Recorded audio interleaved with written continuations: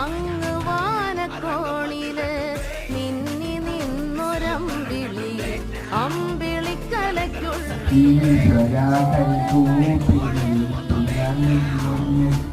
School aided പദവിയിലേക്ക് എത്തും എന്നുള്ള ഇതിൽ വന്ന ആ സാഹചര്യത്തിൽ അന്ന് നിയമസഭയിലെ 58ഓളം MLA-മാരെ ഒപ്പുവെച്ച ആദ്യത്തെ അതിൽ ഒപ്പുവെച്ച വ്യക്തിയാണ് ഇന്ന് നമ്മുടെ മുന്നിലെത്തിയിരിക്കുന്ന VD സതീശൻ സർ.